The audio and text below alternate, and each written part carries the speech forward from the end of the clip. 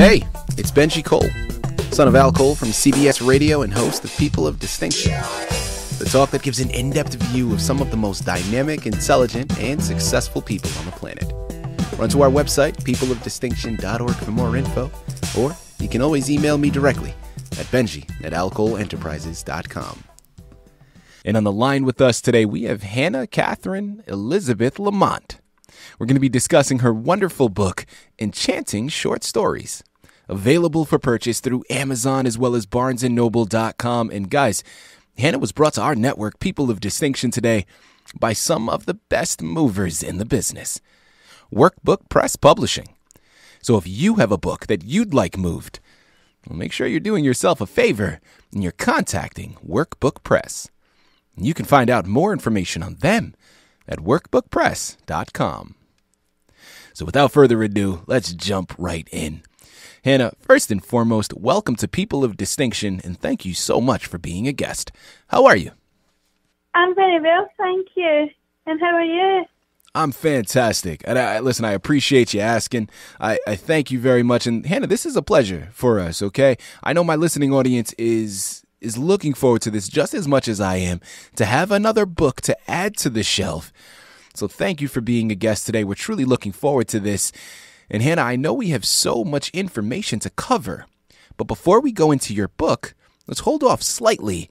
Start by telling our listening audience a little bit more about yourself and your background, please. Well, I'm 28. I live in a little country town called St Ninians in Scotland. I've been here most of my life, and I have actually quite a big family, and I live with my granda. I love to read. Reading has been my life ever since I could talk, basically. Beautiful. My mum says that's probably the very first thing that I've done was pick up a book before I did anything else. Well, that's not a bad trait to have. Okay, that's fantastic. Now, Hannah, let's stick with that. Okay, let's go into the concept of inspiration. So you've always been an avid reader.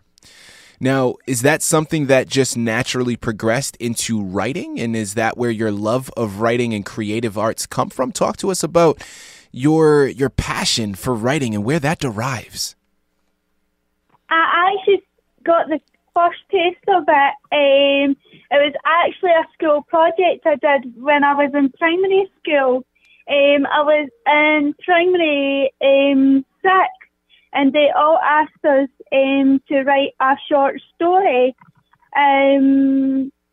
with a group of friends, and ever since I just got bitten by the writing bug, basically. Mm-hmm. I just took it from there. In terms of artists, Hannah, so again, you've always been an avid reader. Were there particular authors that inspired you to embark upon this journey? Who did you like to read growing up? I really loved the Grimm's brothers and Hans Christian Andersen. Mm-hmm. I also liked a lot of Aesop's Fables and Kathleen Molson. I liked her stories. Mm-hmm. Hannah, without further ado, Enchanting Short Stories. Talk to us a little bit more about your book. Well, it's a collection of 5 stories. They're all about adventures that children can go through if they feel like they are a wee bit different, or they just want to get away from it all. They can sort of escape and find. Hannah, I know the book is relatively short. It's a quick read. It's only about 50 pages. So how many short stories did you create and put within the book? About 5, yeah. I wrote 5 stories. So we know what inspired you to even become a writer. and where that love for, again, creative writing, but also for the human language comes from. Now, in addition to that, when it comes to enchanting short stories, why was this something that you wanted? Because you very easily could have written these short stories and just kind of kept it to yourself on your shelf. But you wanted to publish the book and put it out for the public as well. What inspired you to do that? I just felt like it was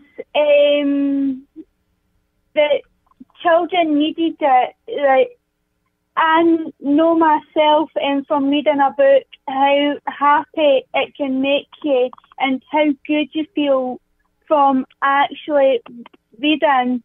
And if a child or even an adult just wants to escape, then all they can do is pick up a book and say, right, I'm lost in it.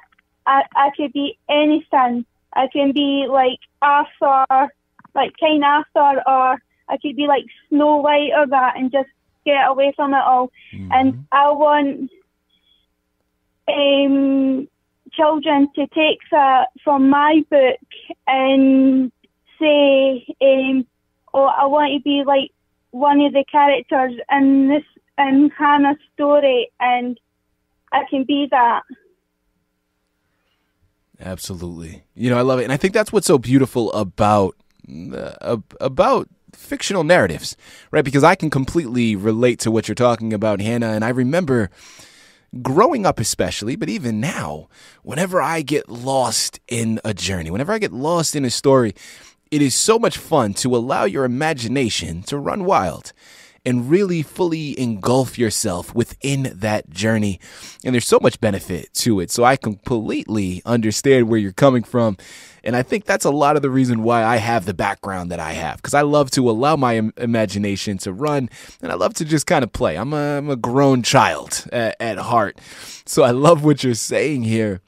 Hannah, this next question may be difficult to answer, because as a fellow artist, I understand when you create your piece of art, it's almost like a child to you, right? I mean, it's your creation. It's what you've birthed and created and brought into the world. But out of the culmination of stories that you have, and I believe you said there were about 10 of them in your book, do you have a particular favorite out of the short stories that you've written, Hannah? Oh, I think it would have to be the Magic Box. That was the very, very first story I've ever written, was the Magic Box. And that one was just, it was really good. I felt quite good about that story, and I really liked that one. And if you can give us a brief description, what does the Magic Box entail? It's about 4 high school students, and they're just finishing up their summer holidays. And after the summer holidays, they go back to school, and they go out and find this magic box. They go camping before summer holidays finish up, and they find this old house, this old creepy house, and this one girl trips over something, and it turns out to be a big, huge box, and they automatically find the key, but it won't work because it's all rusty and old, and so they finish up the camping trip, go back to school, and they find that there's this new girl in school, and she has on this keychain, and they all of a sudden are impressed with this key, and they go up to her and ask her about the box and the key, and she says before her father died, he gave her the key, and they go and open the box, and they find a note saying that the box belonged to a warlock, and you can wish for things and everything, but it only lasts a certain amount of time, basically. Mm-hmm. So they use up all their wishes and they take it back for someone else to find. That's basically what it is. I love it. Again, here on the line with Hannah Catherine Elizabeth Lamont, we're discussing her wonderful book, Enchanting Short Stories, available for purchase through Amazon as well as barnesandnoble.com. Hannah, I love the description that you just gave, and that's just one of the stories. And as you said, that is your very first story that you ever written. I'm curious with this next question, because the description that you just gave, I mean, that's something taken directly out of a Hollywood film, right? I'd love to see that on the screen because I think there's so much value. It's so unique in the concept itself that I'd love to see it either as a movie or as a television series. Hannah, I'm curious, just to have a little fun here, with any of your short stories, have you ever thought about potentially developing them into a screenplay and, finding ways to get it on the silver screen? That would be absolutely fantastic. And I have thought about it. Every time I look back and read on my stories, I've always thought or imagined what it would be like if it would be any good to be on the big screen. And my family has talked about it and my friends, and I get a lot of support. I mean, it sounds like, again, what you're talking about here is something that's so original and very entertaining. And just speaking for myself, I feel like a lot of things done here in the States and done in Hollywood, it's just a regurgitation of things that have been done in the past, right? A lot of times now it's the same movie, the same television series, just recreated, recast, and it's just the same thing with a different, a different filter over it. And I think that your short story, again, at least the one that you just told us about, is something that is, again, very refreshing, very new and unique, and I think there's a lot of benefit. So I'm hoping that this actually does get picked up because I think you're onto something here, and I love what you're explaining to us. Hannah, next question, what would you say was a highlight for you in writing the book? Or if not a highlight, maybe something that surprised you that you weren't expecting before you began on this journey? It was the highlight was